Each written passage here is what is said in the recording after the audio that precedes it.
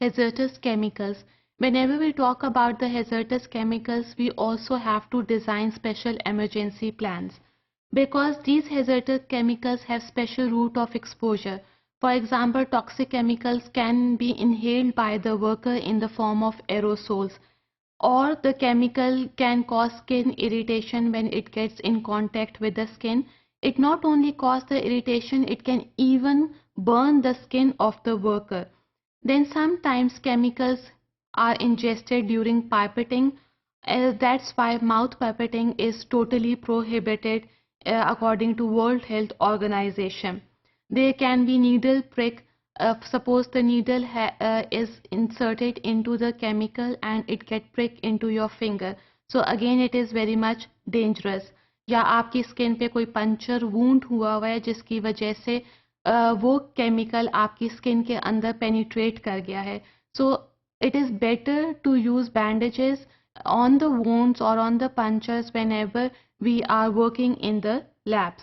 So these are the route of exposure of hazardous chemical, either through inhalation, ingestion, contact, needle prick or the broken skin.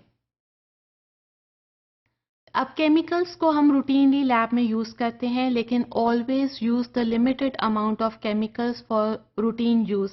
Bulk of chemicals must be stored in a separate room, जहाँ पे special showers होने चाहिए at the top of the roof, special fire extinguishing alarms होने चाहिए, and these chemicals must be properly labeled and they should be arranged in an alphabetic order so that we can recognize them immediately. And if the shelf life or the chemical get expired, then remove it from the store where chemicals are put.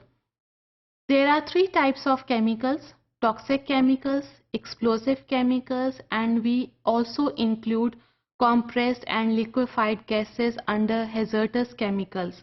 Now, toxic chemicals are dangerous because they can cause skin irritation and they can be inhaled in the form of aerosols. So if we want to pipette out these chemicals, always open the chemical in the biosafety cabinets so that there are less chances of inhalation of aerosols by the workers. Then the second type of chemical is known as explosive chemicals. There is a list of explosive chemicals. I am giving you few examples of explosive chemicals. One of them is azide. Azide is routinely used in the antibacterial solutions, but they should not react with the metals like copper, lead, as they can lead to explosion. Then ether is routinely used in the labs, but they have aged, dry crystals that become unstable and lead to potential explosion.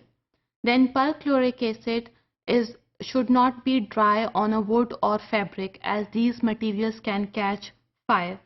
Then picric acids or their crystals such as picrates, they get explode by heat. So there must be specific temperature of these chemicals where we are putting them. Some chemicals require room temperature and some chemicals require cool temperature. Otherwise, if they are heated, for example in summers, then explosion can occur.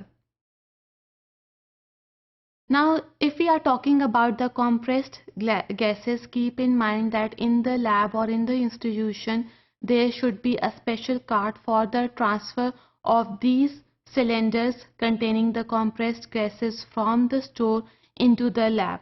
And they must be chained within the wall. There must be special rooms for these compressed gas cylinders. Always keep these cylinders away from the heat because explosion can occur. For example, if we are working with the open flames, no compressed gas cylinder should be nearby. It should be away from the radiators, from the electrical appliances, because these gases can easily catch fire. And the most important thing is that compressed gases must not be incinerated for sterilization purposes.